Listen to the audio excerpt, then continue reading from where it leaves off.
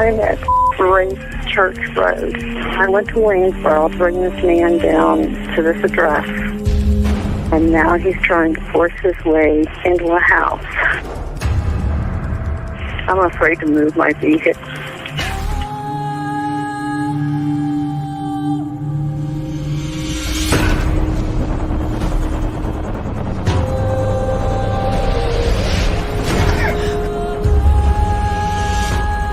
Just fighting in there. It's inside the house now? Yeah. You have your doors locked? It's open. I'm in a van. You need to make yourself safe, okay? Even if you've got to drive away from there to get away from him and close that and lock that door. Do that for me now, please. Okay, wait a minute. Okay. Hey, guys, I know this is an impromptu live. Oops, I'm hearing an echo. Echo, Bravo, Tango, Roger, over. You hear an echo? Mm-hmm. I do. Let's see if it goes away. I don't hear one. No? I do. Totally do. Do you guys hear an echo? Yeah, absolutely. Tell me if you hear it now. No, do I hear an echo now? No. Do you hear it now? Let's see. No, I don't think so. Okay. I think it's gone now. Thank you. Hey guys, how are you? So I do want to apologize for yesterday because Adam, I just want to say this. Welcome you guys that's coming in. So Adam said to me yesterday, like, you feel like doing a live tonight? And I thought it was Thursday. So I was like, nah, dude, I feel like I need a break. I just want to take the day off, maybe work on videos or something. I don't know. I didn't realize till 8:30 that night, my time, that it was only Wednesday. And I was like, okay, so typically we do a live on Wednesday. So this is more of an impromptu one. We weren't sure that we were even going to do one tonight because we were just kind of chilling like villains out there. Yeah, we were. Yeah. So I want to apologize because I really thought yesterday was Thursday, but today's Thursday. So yeah. And then I seen Shelly Bray put something in our Facebook group that said I'm having withdrawals. Like, okay, Shelly, this one's for you. But just want to say, of course, so welcome. Hi, PJ's in the house. Again, we're streaming from Adam's channel as well. He's getting close. He's at about 200 hours left to go for hours watched. No, I need 50. 50 hours left? Yeah. And then you can monetize your channel? Yeah. That's cool. Great. So that was the point. So that to help Adam get monetization, but he still needed some hours. And again, even with Deb from True Crime Notebook, if you guys aren't subscribed to her, those links are in the description of the videos, of any of the videos when you click on the description part. And when Deb's in channel, she always knows she can drop her link in here and to help her succeed to get to her 1,000 as well. And and when Alexa makes a channel, same idea. Okay, guys, it's always about helping and supporting each other, the ones who deserve it. Let me put it that way. Okay, different, the ones that deserve it. So hey, Jill Moser. Hey, sees through. Nice to see you. Hey, Adam, how are you? Adam is asking if ever anyone gets confused because there are a bunch of new subscribers who might not know. When we say Adam, I say Adam. Aspen Connor is the nickname, the name that he goes by. Streamlabs is in the house. Hi, Marietta. How are you? Lakeside. Come Honor. How are you? Nice to see you. Too much, Mom. There you go. Lizette. How are you? Oh, there's Callie girl. Callie, I was going to message you earlier today, and then I totally forgot up until now, to be honest with you. Yeah, because Callie's my girl. She knows that. We haven't had Callie on in a while. We need to have Callie on sometime. She's really busy. She's been really busy, and she was like in a world of pain as well for a bit there. She hurt her hip. And why I told her, I specifically said, well, you shouldn't be doing those type of exercises in the bed. I told her that, but she didn't listen. She's in the bed now, she said. Yeah, I know that. Now it's like, okay, lay off to those exercises. I think I think what happened was is that she felt like she maybe slept the wrong way or something, and then she was just in a world of pain for a while there, and she finally feels like it's subsiding. WL22, how are you? I'm over here on Adams trying to help out. Perfect. Thank you so much. What do y'all think about? Oh, okay. So I saw that. Okay, so explain this to me because I vaguely know about it. And the only reason I even know about this balloon was because on I think J for Justice, I seen that her live was captioned something about some balloon, some Chinese balloon over Montana. All I know is that it's a high altitude surveillance balloon, and I guess the Pentagon has been tracking it for a few days, but it's somewhere over Montana, and it's I guess they're confident it belongs to China. That's pretty much the extent of what I know. You would just kind of think that even like some random person would be like, I'm going to go deflate you. It's like a hot air balloon, or is it a round bubble? I mean, I think they're like that. I can't remember what the material is, but it's kind of like that material that they bring the space things back in. They can use that to fly balloons that, over areas to do surveillance. But I guess because it goes so high, it doesn't show up on radars easily, I assume. Give me 2 secs because I totally, when I created this live, totally forgot to the YouTube studio. So I quickly had ticked off the one thing about going live with the $sign thing, but I didn't go in. But I want to at least put on a sub, at least of 10 minutes only, just so that keep those little trolleys out and stuff. So give me 1 second, okay, guys? And then you guys can talk about that. That's cute. So give me 1 second. Why does my avatar always disappear? Mine does too. Okay. WL, that's funny.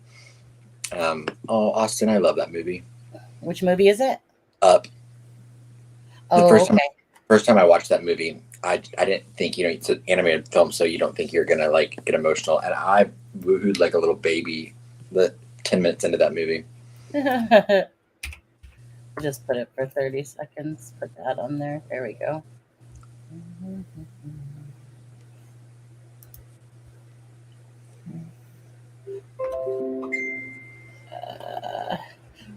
Kelly just sent me a pic of the spy balloon, so let me just take a quick look at it before I come back.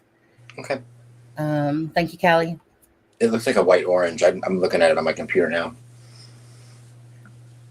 Okay, it looks like a big piece of bubble gum up there. Yeah.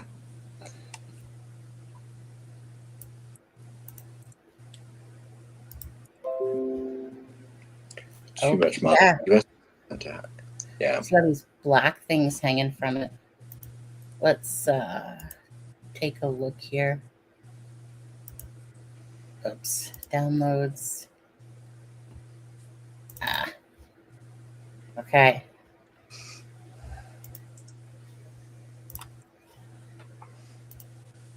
Okay, let's see here. Come back on screen. Windows. Share. Oops. So it's got some dangly things from it, eh? Well, yeah, those are the things I'm sure that are doing surveillance. They're probably whatever the GPS, like, I don't know what they use for surveillance, but yeah. Hey, Alexa, and Connor, come honor. Sorry, my bad. I don't know where I got Connor from out of that, but you can kind of see the words in there. But honestly, I absolutely agree on that one. Yeah. And I guess I'm reading. It says the president took the military's advice not to shoot it down. So I guess that could escalate the issue. Who knows? I don't like to get political. Yeah, I know. I'm not. Well, I mean, I do, but I don't. It's never productive. It's not, right. It's not usually ever productive. That's for sure. There was always a few topics that you're supposed to stay away from. Right. Well, I always say, having a strong opinion about something sometimes and vocalizing it doesn't typically change other people's opinions about it. It really just makes them change their opinion about you. Right. Yeah. Truthfully. I hope it turns out to be someone's giant plume floating. I just feel like it looks like a big gobstopper. Yeah. SP74 says, if you care about China spying, don't use TikTok. It's funny. I just like an hour ago was talking to someone and I said, Right. I don't mind if China spies on us because they gave me TikTok. Yeah. I was like, they can mine my data all they want. Mm-hmm. Let me just say, hey Jeff, hey Austin, hey guys, hey Grizz, Grizz. He's probably playing poker and Hey, Grizz, different win us type $1 of million, poker. please. Yes, please. Yeah. Is it Thursday night? Thursday night poker night? Did I thought that was Friday. StreamYards actually come in? Chat. Oh yeah, I think StreamYards came in, didn't it? Sonny, I was noticing the other day, whenever I click on those, the like exclamation things, none of them do anything when I click on them. You can't do it from StreamYards. No, on YouTube, like, because I usually have the chat open on YouTube, and if I click on it in the chat, it doesn't really do anything. I don't know why.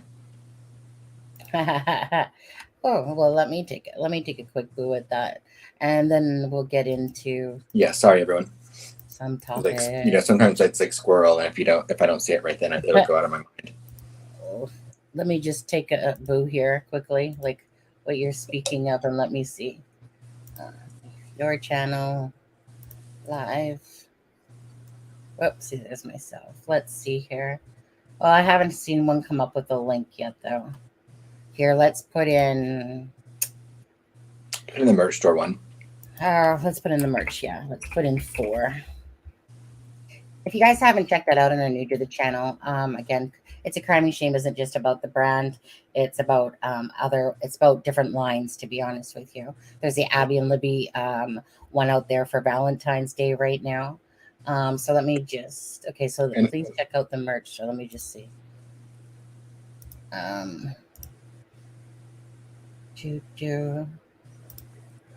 if anyone would like their very own media or press hat or SWAT hats to look just like JLR, they are available on our merch store. Well, hell, yeah. I mean, it works for me. Can you see? Yep. Yeah. I like when I click on the link, it works. I love the black T-shirt. I don't think I've seen that one. All right. It's been a while then. Oh. Oops. Oh, I like it. Oh, that's really pretty. It comes in other colors. Yeah. Sorry, yeah. We're not just advertising. Sorry, guys. But Abby and Libby is February 14th of 2017. Oh, yeah, you did show me that when you made it. Yeah. So this is just in honor of them. There's stickers and then there's the mugs. There's a mug here. But I mean, what's the point in having a merch store if you can't talk about it? I know. Yeah. So, an Abby and Libby mug, and this one wraps all the way around. When I designed, just so you guys know, when I do design mugs, sorry, I'm not even on the screen. When I do design mugs, because I'm left-handed, so I think about the person being right-handed and left-handed. So I always will place the logo on both sides, and sometimes I'll wrap it around 3 times, like I did with Abby and Libby. Yeah, because when I hold a mug, there's nothing more irritating when it's on one side, the opposite side. And like I said, me and my twin sister are both left-handed, and it's just those little intricacies, whatever in life that you're just like, I'm trying to. I try to always think that way about for these left-handed people as well as the right-handed, but then they can have the best of both worlds because it's on. Either wraps around or it's on both sides. I know SP74. But anyways, you guys. Okay. So first to start off here, thanks everyone that's watching right now. And on there. And, again, I want to thank the Drunk Turkey Show. First of all, for joining us the other day. That was a really great live thoroughly enjoyed it. Alexa was on with us, who is our profiler, handwriting, body language expert. And they, I could tell, enjoyed Alexa as well. And we will be live with Drunk Turkey Show on Monday night at 8:30 Eastern Standard Time. Okay, so that's 5:30 my time Pacific, and 7:30 Central, and that's right, 7:30 Yes. Central, right, 8:30 Eastern Yeah. Standard Time. And that'll be on Drunk Turkey Show's channel. Correct. It will be on their channel. So if you haven't heard of them, then please go over to their channel, and I'll drop their link. And actually, I think I still have it, to be honest with you. All you got to do is type drunk. It didn't take it off. And then their channel will come up. Yeah. That's really nice of them to invite us on. I'm excited. Yeah, exactly. So I'm looking forward. And it'll be myself, you, and Alexa, correct? Correct. Yeah. Well, 3 of them, 3 of us. Let's get it on. Right. Yeah. So that was a really good live. I thoroughly enjoyed it. I almost felt like Daniel's face when I had to go back onto Just Ask Lewis. It was just like, I felt like it was like, oh, that's what it seemed like anyway. And I was like, oh, sorry. No. You want to hang out longer. Oh, I mean, I could talk, I can talk forever. I'm surprised you haven't messaged me yet and been like, hey, what are you doing? Hey, what are you doing? So I want to thank, because we have gained about like 250 or something new subscribers because of them coming on here and stuff like that. So thank you for those people that have become new subscribers to us and that maybe had no clue. Just like we didn't know much about Drunk Turkey Show because it never showed up in my feed until the one day. Right. But I'm glad it did. Nice guys. And Jamie is not Jamie, it's Jaime. Alexa, remember this. It's Jaime. So I don't usually go back and watch lives very often. It's so rare. And so I thought I was going to watch a little bit, and then I noticed he said Jaime, and I thought that when he said that word, it was just a new word that like I didn't even dawn on me, and I was like, wait a second, because now I'm in my own zone where I can listen properly. I'm like, oh, it's not Jamie. It looks like Jamie, but it's Jaime. Yeah, what's Jaime? Oh yeah, Jaime, close enough.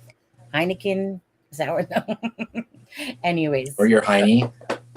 Your Jaime. Yeah. I just scared my cat. Yeah, no, it was a really good live. And like I said, Little Blue, he was playing tricks on us that night. Did I just say Little Blue? We call Big Blue, but whatever. Blues, clues. But yeah, so he was playing like a little magic trick on us, popping in and out a few times there. Right. Again, it was all part of the show, perfectly planned. I wouldn't mislead you or misguide you or anything like that, thinking it was internet issues or something. But yeah, so it was a great live. Thoroughly enjoyed it. Again, just keeping it real, kind of grounded talk. It was just a good live. It was a good live. So Monday, okay, guys. Monday will be on the tour. Hi, Cooge. I want to see that name. I want to say Coochie Coochie. Yeah, it's 8:30 Eastern Standard Time Monday. So, and we'll pin it on our community pages so that anyone that wants to can head over to the Drunk Turkey Show to watch it. Yeah. Okay. So, Adam, is there anything particular that you wanted to add? I mean, we're going to be going over a few different things. No, not other than what we talked about before the show. Yeah. As far as kind of what we had to talk about. Okay. So, well, let's just start off, I guess. Can you create a beer hat with straws? Duh. Absolutely. With actual straws that come out of it? I don't know. Yeah. You mean like on the merch store, you mean? Yeah. Oh yeah, no. Those type of stores are limited to what you can have. Those are like third party drops you design, but they have specifics, merchandise, because it drives me crazy, right? Because I want to use up different parts of the shirt wherever I want to, but you're limited to the box area that they put there. Yeah. And I love the fact that you can Excuse me. I had an incoming message there from Drunk Turkey Show. um, so you know what? Let me play this video, you guys. This one's on Delphi. I think it's with Ashley Banfield from News Nations. We'll start off, I think, with that one first. Let's see here. They have new dash cam footage. I just uploaded a short that cuts the screen off but plays audio. They have new dash cam. Who has new dash cam footage? Obviously, Idaho. What? Plays the audio of the commercial. Okay. Give me a second. Let me get back on track because I'm just too busy going, wait, what?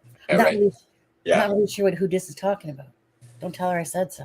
You're back up. Who just said something in our group chat earlier today, and I said, I can't remember what she said, but she said basically like, am I crazy? And I said, well, would it be a long trip or a short trip? Oh, yeah, she's like that crazy. In a good way. Yeah, absolutely. So yeah, hi Kyle. You guys give me a sec. Let me go find that. And we'll watch that and then we'll come back and we'll talk about it. Yes. I just gotta know where I am here. Let's see here. Okay.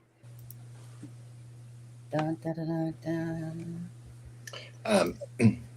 For anyone that didn't see it in the chat, I think who just did say that I think on Tuesday night on the Indianapolis CBS channel, which is channel 4, I believe they're doing a special on flora at 11 p.m. So I'm sure I'll watch it at least if I can find it online, and I'm sure we can talk about that a little bit one night next week if there's anything interesting in it, which I'm sure there will be. Molly, no, I've got enough chins. I don't need any more. Thanks. Thank you. What? Oh, she's talking to you. Oh, yeah. Him all look hungry. Yeah. Okay. You look. Yeah. Adam for sure. I've got enough padding. I'm good. Whatever. Okay. So let me play this, you guys, and then we'll be back in a few minutes. Yeah.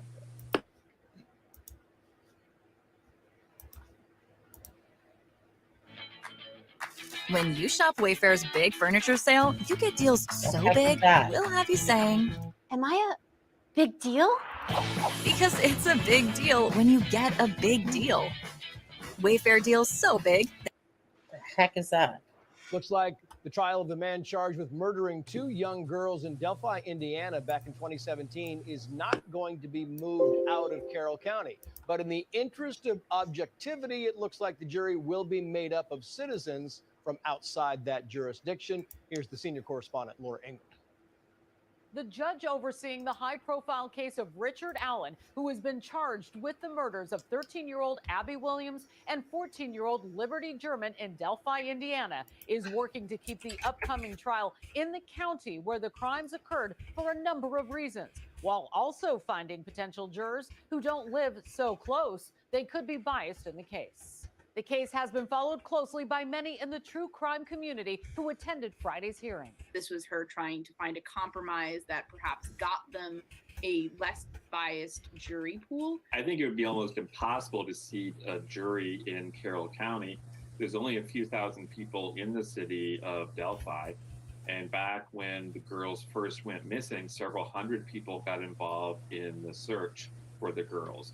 The judge issued the ruling after Richard Allen's attorneys asked for a change of venue, citing extensive media attention that could possibly taint a jury. She gave the prosecution and defense 1 week to agree on a county where a jury could be selected.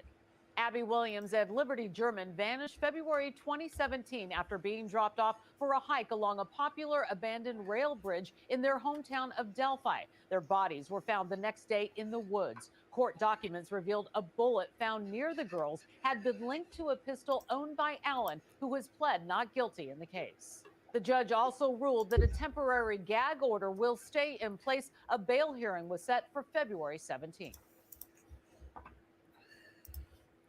Okie dokie. Okay, sorry. You back? I'm back. Are you back? Are you sure? I feel like I feel kind of lonely. Kind of lonely here. Someone I like that. Alexa, she's just like, I want to take a razor and shave Ari's goatee. Oh, I know, right? I still really like my banana. You know, the banana, this yellow submarine floating by his pants there. Those are just epic pants to have. He wishes there was a yellow submarine anywhere near his pants. On there. So, I mean, really, I mean, it's nothing that we didn't really know already about that. Pulling from Allen County, was it? Isn't that just ironic? Allen for Allen. Isn't that, guys, though? Like, I mean, what's the chances, right? What's the chances? I just find that so ironic, to be honest with you, along with so many other things. Okay, so, I mean, for Delphi too. Okay, so I put out a video about the whole height thing with Richard Allen as well. Okay, I don't watch that. You know what?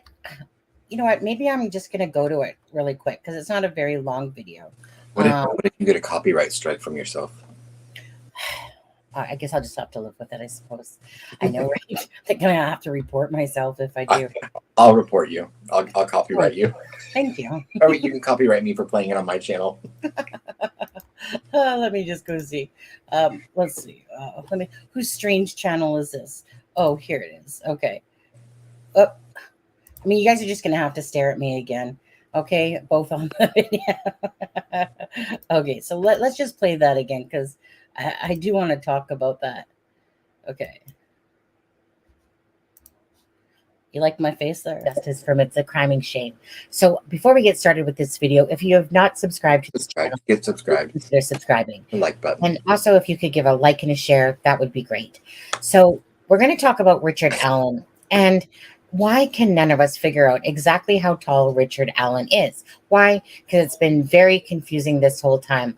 His driver's license says 5'4". He's been booked in at 5'6". The university student said he was 5'10.5 inches tall. So who's right? Where does Richard Allen's height really lie? I mean, I'm going to think myself that 5'6" seems to be about accurate.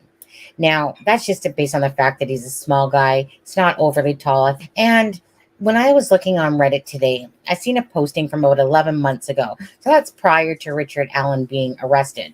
And it was saying that their final calculations was 5'6". What do you guys think? I mean, again, if there's a mathematician out there watching this video, feel free to put your input. Doesn't even matter if you're not a mathematician. A lot of us still keep asking that question of how tall is Richard Allen? Yeah, a lot of people still seem to want to know the answer to that. So I don't know. This shouldn't be that difficult. Shouldn't be rocket science. I don't know. I think 5'6". What do you guys think? Do you guys think he's 5'6", 5'5", 5'4"?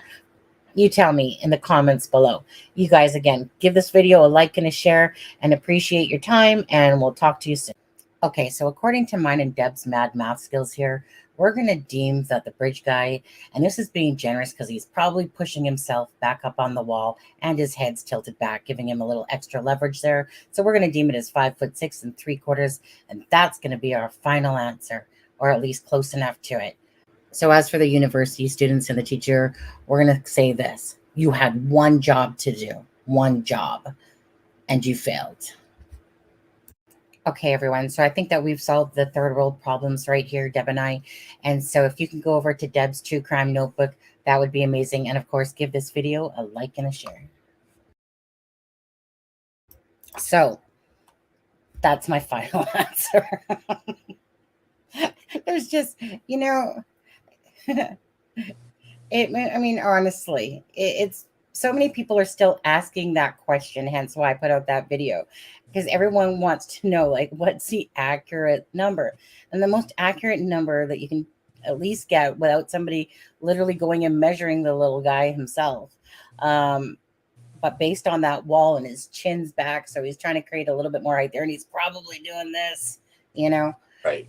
He's within that 5'6" to 5'7" area on a good day. And that's with shoes on, people. Okay. If he didn't have shoes on, he'd probably pop right down to that 5'4", perhaps. He's probably got those little squishy plastic shoes on right there. The alligators, the gators. Oh, thank you, Mandy. This is not a color I wear very often, but thank you very much. Yeah, Adam was thinking it was like Leprechaun Day today. He's having a Shamrock Day. Yeah. I am. So I don't know. I just figured put that video out with the different conclusions. I don't know how if university students see this was that was given to me like about 2 years ago. The protractor thing with the calculation of the theta, beta, pi, beta, whatever thing numbers on it. And I think you just did a sorority. Yeah. Pi, beta. And so it was like, I am after addition, subtraction, multiplication came out, once I got into problem solving, like that type of math stuff, my skills went definitely south. I recall in grade 10, I got a perfect F. Okay. I had a Spanish teacher. Could you hold the presses? Yeah. What? Because Sonny, please do not miss my comment to you above in the comments. Very important. Hold on. Let's stop the presses. What comment was it now? What comment did we go missing? Sonny, did you miss my comment above? Oh, so needy. What comment did she say? They go by masonry blocks.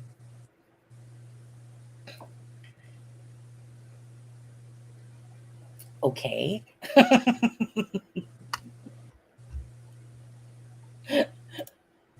Okay, I didn't miss it. I believe she said I believe that she said that she what did she say? She said 5'4". Wait, she said, Alexa, I would like to make a public announcement that I am right. Watch it so you can verify. My tree, Sonny, my tree was in your video on RL side of the creek. Thank you very much. Oh, I bet that's the one. Sonny, my tree was in your video on the no. The tree you were perfectly showing was on the south side. She's never going to get over that, is she? It was totally, well, the private. She should never live it down. The private drive was totally on the side that she had the green picture of the tree. I don't think she understands this yet. Oh, it's okay. And Steph, I believe that's Ron Logan's tree, not yours. So, well, at the end of the day, so those increments go up by 2. Yeah. 2 inches. And so, so all you have to do is see where their 5 is. And 6 will be out of the screen because it will be the next block, which makes 2, 4, 6, 8, 10, 12. Because there's 1 foot and 12. I'm 6'2" when I do this. Oh, the tree from the tree from your personal video. Steph, I can't tell if you're here with us or if you're someday. I can't. Yeah, it's like a mad scientist there, just trying to sit there and bounce around, understand in here. But yes, right in your video, that birch tree that you're talking about. Okay. But yeah, so really, I mean, at the end of the day, it was like there's the 5. Goes up in 2 increments, 5, 8, They could have just kept it easier and just did like 5, 6, 5, 7, 5, 8, 5. Like, why didn't they just have a proper, why can't they just do proper painting? Paint by numbers, But yeah, so again, whatever anyone else wants to think, I was just putting out the different calculations out there, but the truest one that any of us can attain is by that wall that he's standing against as he's being booked. Right. And that's only considering if you deem him as the bridge guy. If you don't deem him as the bridge guy, maybe he's like a 6'10" monster. I don't know. Well, if I'm able to go to Delphi during the trial at all, I'll just, instead of yelling Richard Allen, I'll I'll run up with a tape measure and I'll just be like, hold on. Yeah. That's all I could picture, to be honest. And then I'll be like, mystery solved. I was just gonna look, and then so at first I thought I had to go back because at first I thought, well, wait a second, is this wife taller than him? But she's not. She's shorter than him. So yeah. so I was going to go to her profile to see what her height was, but then, anyways, he's a little taller. At the end of the day, unless someone goes in there, who dis, and down to the jail and be like, Richard Allen, could you just stand up for me and whip out that tape measure? I have a theory. There's a reason that Hudis doesn't want to go to the Carroll County Courthouse, and I think it might be because she might have some issues in Carroll County, maybe some warrants or something. Is that what it is? Please do not make this more complicated. Yeah, Hudis.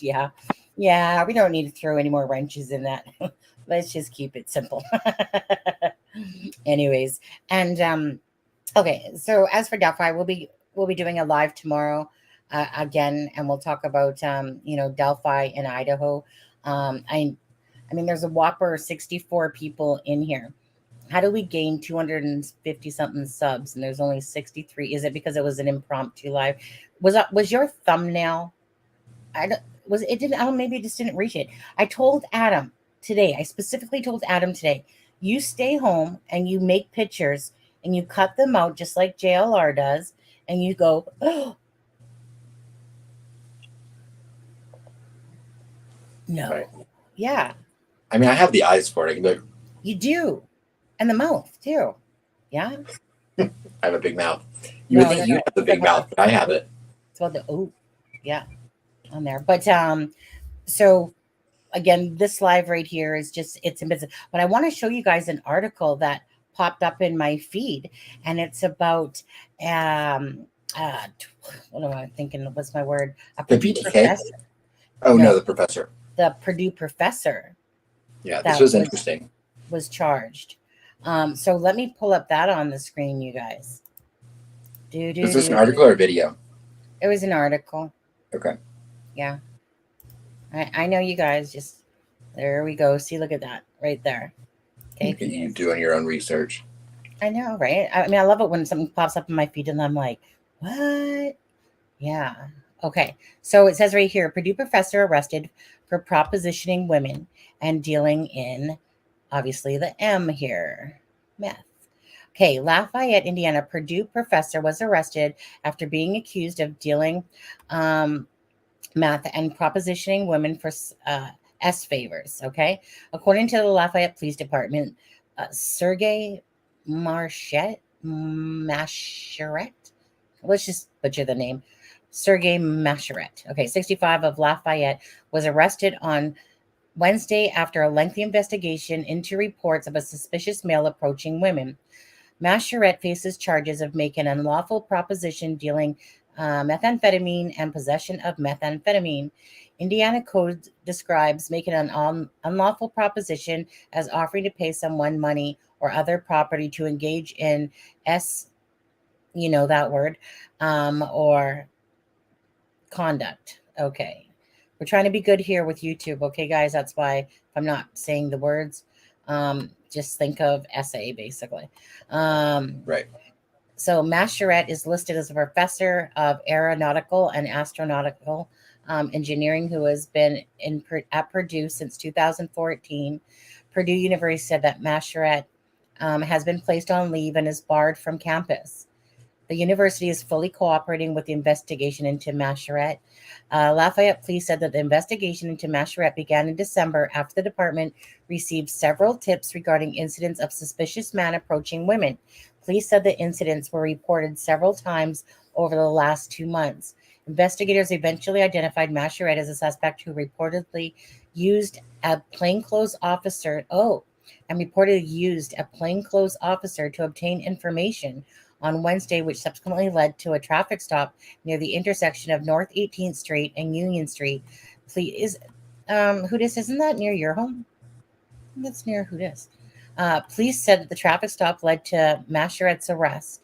At this time, the police have not released any further details in the investigation into Masheret. Probably butchering the name, but whatever. Police also have stated where Masheret is accused of approaching women and propositioning them for S favors. Bill Crosley, head of the Purdue School of Aeronautics and Astronautics, told WFJD that the university cannot comment on the pending legal matter. However, Any AAE student, staff, and faculty who have questions or concerns about this impact of this matter on their academic endeavors are welcome to contact me directly. And then it just says, Purdue is aware of the arrest charges. The university will cooperate fully with the investigation. The employee has been placed on leave pending further updates and legal proceedings and is barred from the campus. And the School of Aeronautics and Astronautics is working to ensure that the undergraduate and graduate students' needs are met regarding lectures and labs. Purdue Police will assist the Lafayette Police Department with the investigation as needed and cannot offer a comment. So, what do you think of them apples? Wow. I mean, right? I mean, is it a shocker? Whenever I see that. Was that Greeno's professor? Right? You know, right? Thank you, Ivy. I stole your joke. Yeah. Drunk Turkey Show, welcome. Oh, hey, Drunk Turkey Show. Oh, is that Daniela? He's probably like, get off. I need a beanie on this turkey. No. Even though I didn't tell anyone about that. Just as I was on the live, the messages were coming in, and I'm like, yeah, I could do that. But hey, Daniel, nice to see you. So, again, what happened was that I totally thought yesterday was Thursday, and today's Thursday. So when Adam asked me if I wanted to do a live, I was like, no, dude, I just want to rest. Kind of tired today. Or we just did lives all week and blah, blah, blah. And then I was like, 8:30 at night, it dawned on me that it was only Wednesday yesterday, not Thursday. So today is just an impromptu one. YOLO, you know how we go. Yeah. And then I come back from reading that, and then all of a sudden I see this Drunk Turkey name everywhere, and I'm like, wait a second. Sunny, what's the professor's name again? Oh, Professor Sergey Masharet. I don't know how to say it correctly, but it's Sergey, right? And then Machat. Yeah. Well, Steffa said. I'm sorry that Steffa said. Oh wait, you took it off. This professor had the geocaching that was on the Monan Trail, correct? You know, I don't remember the name of that professor. I don't think that's the same one, though. I don't think so, but I don't know for sure because I never really went down into that whole geocaching thing. Right, same. Steffa, look into it and let us know, please.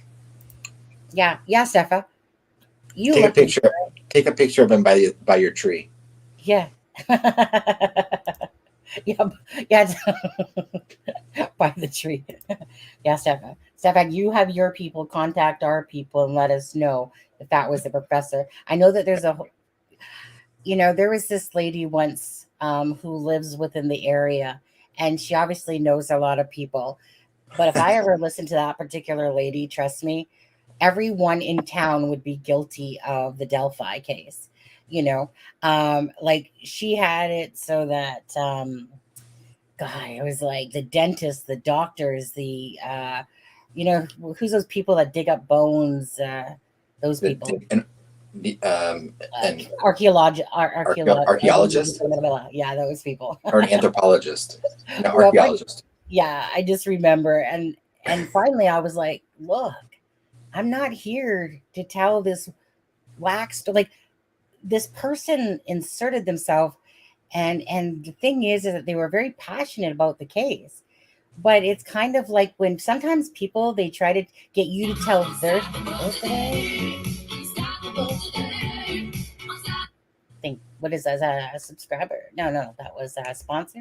LV, that's what I thought. He goes just geocaching down after he was in, I thought it was a simple name, if I remember correctly, but I'm not, but I don't know 100%. So if Steffa knows better, I'm sure she'll let us know. She's going to go saw that tree down. Well, I'm just waiting for you to prove that you can tell your north from your south there, Steffa, first of all. And that, I don't think I'll forget that one for a long time. In fact, you're just going to have to perform it like Michael. Sick burn. But yeah. So this person, again, just thought that everyone was included in the Delphi.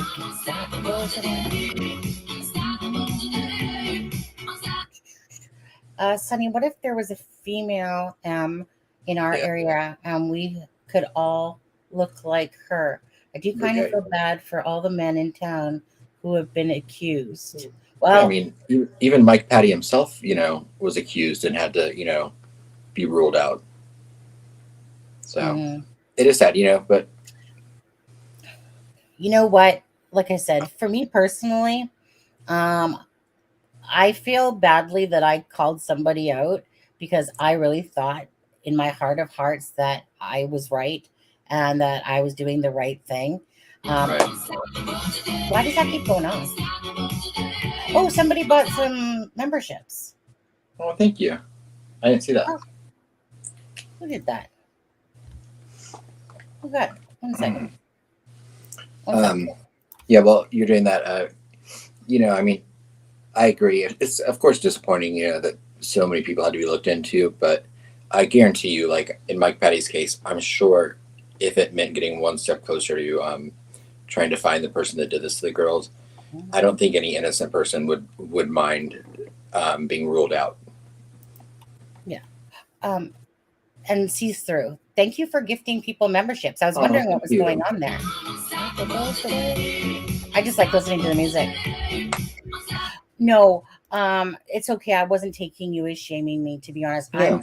I'm shaming myself, if anything, for doing that. Because again, I've learned my little lesson there, and I just She accuses me of things all the time. Yeah, but they're true. Those ones are true. Details, ma'am. Yeah, Steffa says, "Let me grab a glass of wine, and then I will look up geocaching."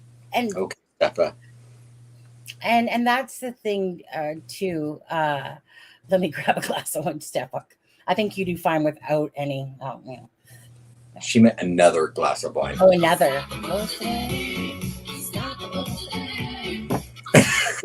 Still gifting over here. Look at Austin. Very kind, very kind. Yeah. So, and anyways, bottom line is, I think we can all learn a lesson from that, because there was probably a good 100 people in Delphi that were named and branded. Pat Brown, all these different people, et cetera, et cetera, et cetera.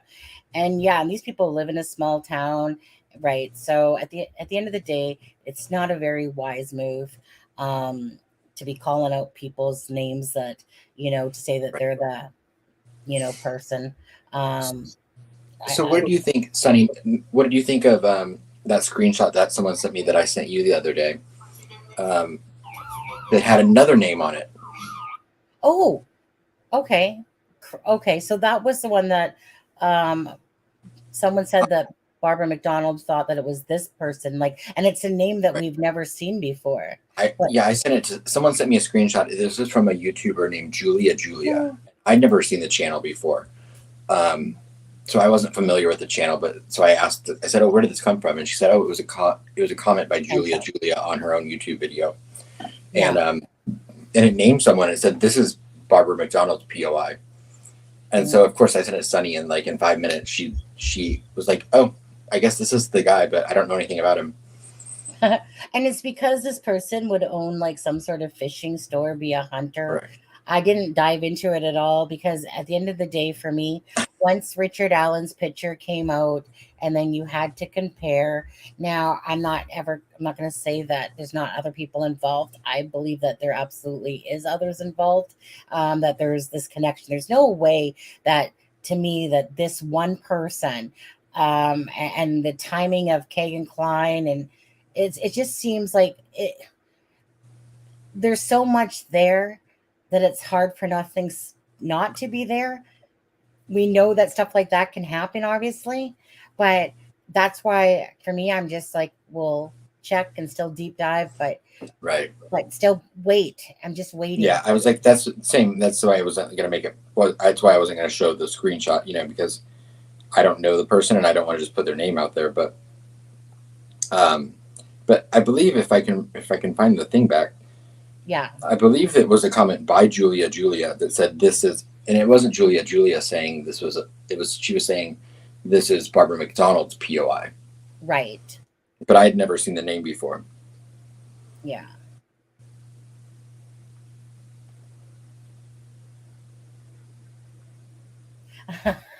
Ivy Rose. She goes, "Excuse my hypocrisy." I'm like, shame on you people for accusing. Wait, a new name? Tell me. That's funny. No, you have to go over to Julie's channel there. Is that what it was under? Under hers? Yeah. Yeah. Right. Ivy Rose, we all share that same hypocrisy. It's okay. You know what? None of us are perfect in here, and if we were, we should be ashamed of ourselves for being perfect. Right. We all make mistakes. We all do things. Right. And I'll read. I mean, I'll read other than the name. I'll read the comment, and this was by Julia. It says, "Sure. Have you seen the awesome comments my viewers have said about your video? I pinned one of them at the top. They have been polite and reasonable. Ron Logan and Rick Allen is not who Barbara's POI is. Her POI is blank. Apologize now, or I will do a deep dive." So I don't know in what context that came from, but that was the screenshot of the comment that someone sent me. I'm pretty. And it just stuck out because I was like, I don't know this name, and I was like, I think I've looked at every single person in Carroll County. Yeah. Well, I was going to say that's kind of the beauty of it. Like, as you know, I'm going to say this though. I still believe at some point in all of this muddle that we're going to be hearing that Palladino name at some point. The Palladinos are not a bunch of pretty people. I don't mind calling out those shade people that are into that. I don't. Well, they're criminals. They have records. So they have records. Absolutely. They got a lengthy record. In fact, Mark Palladino still sits in prison. Jason Palladino probably should be getting out this year, actually. And CJ Palladino, he's not that I know of. But it's a family that a lot of people are scared of. Why? Because they are big M dealers. They are pretty much into get their hands dirty in pretty much everything. So right. You know, but no, I mean, Mark Palladino's data prisoner profile says that he's a good Christian that doesn't believe in doing wrong things. Well, I've been wrong the whole time about them. Then obviously, if it has the word Christian in there. I mean, he's a good Christian. I saw it on data inmate or whatever the dating site was for the inmate thing. No, wait, hold on. Was that the misbehave one? Mustang. What? Well, she just asked me if I seen the video that I sent. If it's the misbehave one, I'm not into that channel. Yeah, I don't like that channel. Yeah, I'm not into channels that literally go way. She's basically accused Kelsey. Yeah, I think. Right, exactly, LV, correct. But yeah, if that's when I'm thinking of Mustang, and it's the misbehave one. I actually hadn't seen that name in a long time. We don't ever represent channels that go out and start attacking the family like that. Like, it's one thing that if something happened to the girls because of something within the family and it became because of, substance and meth or something like that, that's a whole different ball of wax. But literally to accuse the family like they were part of it and injected themselves, like then that they were part of why those girls, no. Right. You know, and I think that's one of the channels that definitely, I know the channel name and I'm not a fan. And Ivy Rose, I actually can't because the screenshot that I got sent did not have the video in it. It just had the comment. Actually, you know what? I edited it. I believe I cropped it to make it bigger, so maybe it did. Let me reset it. Your turkey's right there in the green. He's representing Drunk Turkey Show in the green shirt. Yeah, and I don't know, but there's a picture of Abby and Libby in the. I'll show it. You can't really see it. Yeah, there's a picture of Abby and Libby on the video. Did you show it? You said. Yeah, you couldn't really see it, so. Mm-hmm. One second here, guys. Only because I turned a different color back from see-through. I just want to thank again. I want to say SP74 Mama T Trust and Justice. I'm not sure how to pronounce that name, but in Gargliolia, Jerry and Gargliolia. Okay, I'm sorry if I'm butchering your name there, bud. Connie Mitchell. We're all gifted memberships by See-Through. So I want to say thank you very much. It's always really nice when someone can or to help others out. just an act of kindness like that. You know, we don't ask for much here. $1,000,000 by the end of tonight in coffees is great. Appreciated but not expected. Actually, no, it is expected. Of course, you guys know this. You know, I feel like we got like one of those little tin can cups out. You know. Yeah. Oh no. He's not here, Steffa. Don't worry, Steffa. That's a troll right there. Use the troll alert for that one. Right. No. And Fibro, I don't even remember how I found that. I'm not on any dating sites. Sure, Adam. I'm honestly not. Sure. Yet. Sure, not this moment. But Not after yet. this live, he's back on them like glue. Yeah. No. I've never been on one, but I'm not saying I won't ever be. But I can't remember where I found that, but I remember it was just looking up stuff about Mark Palladino once and found that. Sonny, nothing says, how's there not a conflict of interest with McClellan being related, maybe not blood, but marriage? You would never be allowed in jury pool. So how is it not a conflict as prosecutor? Becky addressed this, and I don't remember what she said. She said that he's not family, basically. What did she say? He was married to someone, but yeah, it was one of those things where, because you guys know that we typically would ask Becky always. Yeah, it's far enough removed that I remember being like, oh, well, that is no big deal. I don't think it's a conflict of interest either. Correct. It's one of those things in a small town. Everyone knows everybody, and Right. so probably correct that person wouldn't be allowed in the jury pool. But as for representation, I don't think it's definitely close enough. He was married. He was married to someone within the family, but off to the side in a sense. Right. I don't know. Yeah. Like, honestly, I'm not a lawyer. I'm not no freaking judge or anything. So I can't really fully answer you there, besides when we've talked about it before. And Lewis has talked about it and stuff like that. Don't remember. But I feel like it probably would more likely be not a conflict. I mean, hey, if Ann Taylor can represent Kohberger and drop the case and represent, and that's not a conflict of interest, and I don't know what is, but Right. I think that he's far enough removed that. Well, look at this Murdoch. Look at this Murdoch case. One of Alex Murdoch's, which I've not followed this case very. I'm not an expert by any means in the Alex Murdoch thing, but one of his lawyers was like a good friend who knows half the witnesses and knew the victims. Was like basically buddies with all of them that were involved with the case, and now he's defending him. I keep looking at this Murdoch case a little bit. I'm determining if I'm overly interested. Are you guys interested in us doing lives on the Murdoch case at all? It's a bizarre case for sure. Just something about it hasn't piqued my interest until recently, and I guess it's probably the exposure it's getting. I've been starting to look at it a little bit more, but I don't know how much I really. But I don't know if you guys are interested in it. Sure, we could, go down that hole. Yeah. So it's just that what I noticed that when it first started, like people that were making videos, no one seemed really that interested in it. Well, there were 30,000 people watching Emily Baker today. Yeah. Oh, well, Emily Baker's that's like Mr. Beast, right? I love her. It's like Mrs. Beast there, Emily D. Baker there. So different ball of wax. Well, so if everyone's watching her, then no one's really on the other channels. Well, she was streaming she's streaming the trial every day. Like most people. Yeah. Yeah, most people are. It wasn't interesting until it was. Very interesting case for sure. Hey, Deb, by the way. Yeah, we might just consider doing some updates on it, wherever the wind takes us. I watched it a little bit today. I watched about 2 hours of the trial today, but I don't know all the details, so. Absolutely sees through. Do you think Alan is still in isolation? And yeah, absolutely. I would think so. Yeah. I mean, he probably just go ahead. Is that the documentary that's on Netflix? Where's that documentary at? Because I'll watch it.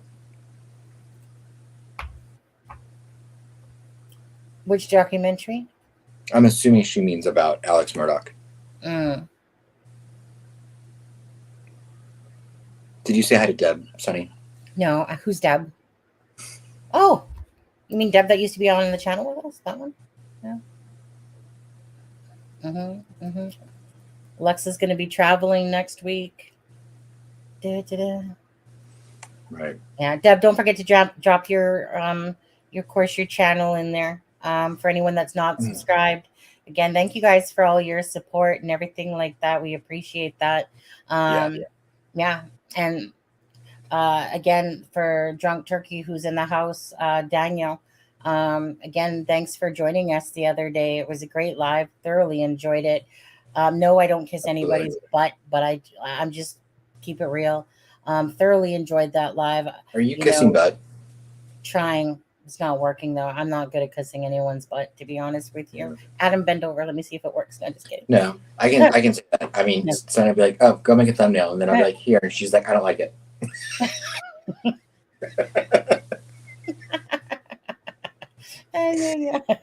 Yeah. WL. I love Emily D. Baker. I think I turned Sonny onto her a little bit during the Johnny Depp trial. Johnny Depp, my boy Johnny Depp. Love Johnny Depp. Yeah. So, your background. Yeah. I mean, I'm all about truth, truth and justice. And Amber Turd is who she is.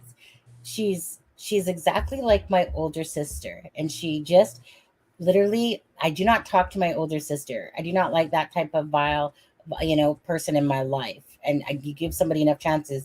And the minute I even seen who Amber Heard was, even just a glimpse of her personality, Johnny Depp's no angel. Oh, but she is definitely the devil that wears Prada. Probably worse. And I know a distinct liar when you come across one. And I was so happy when basically Johnny got awarded and she got her little nominal nothing, and she was called out. It's called what I call karma.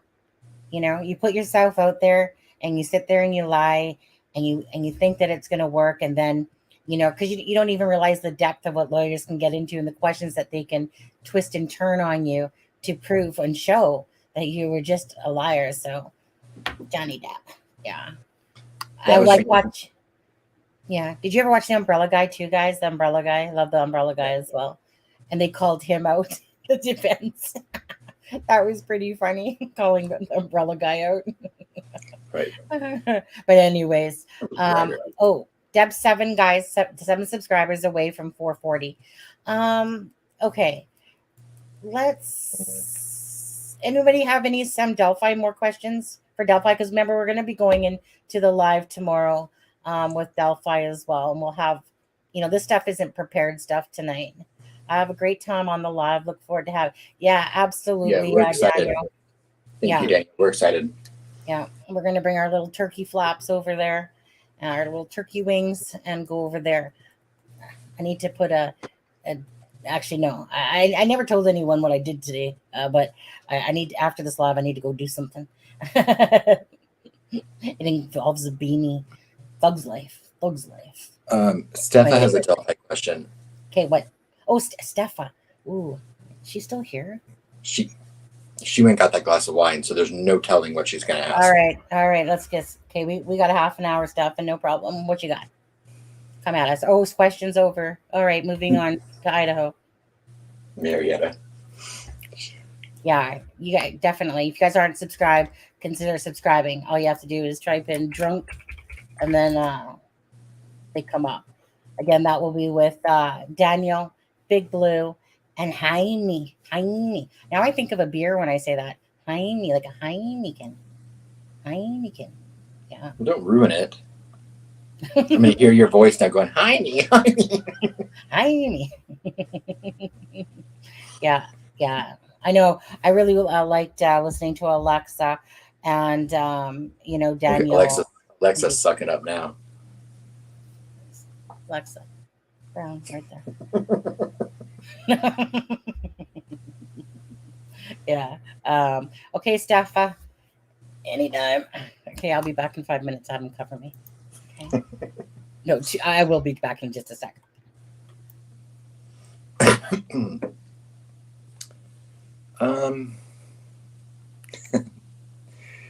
LV, which shack are you referring to? If you're talking about the one that was torn down or burnt down. That was on the correct me if I'm wrong. Was that the one on the Mears property or on the Weber property? I've yet to see any proof that that's related to anything other than speculation involving the case. But I'm pretty confident. I think we would have heard mention of it. Thank you, nobody, nothing. It was on the Mears property. I think we would have heard something about it in some of the court papers that have come out so far. But, I guess time will tell. No, and LV, of course, she said, LV says, why would they burn it down? I can't answer that question because, I'm not a local, but if someone that's local to Delphi has an answer to that, please let us know. Yeah. Fibro. One day I'll show up as a piece of corn. I'll turn up as that popcorn for you again. Yeah. Sometimes, I haven't played around with that for a while now, have I? Yeah. Steffa, to answer your question, if you're talking about the initials RB, I don't know the person, so I'm not going to I don't want to put the name out there. I'm assuming you mean Julia when you say Julie. Yeah. Wine. But maybe if you ask me nicely, I'll tell you privately. Yeah. Wink, wink. Don't I need to block her still from my messenger? No. Hi. No. Oh, it's more like Jaime. Jaime. Yeah, or I like Jaime though. Jaime. Because Jaime I can remember in my brain. Like, are you high? Nah. You Jaime? Jaime? Oh, like Jaime. Like, yeah. Jaime. I guess that's how I have to associate it now. And now that I got Jaime. I'm gonna need a glass of wine next. Jaime. Well, I don't think she meant that. I don't think she meant that, Julie.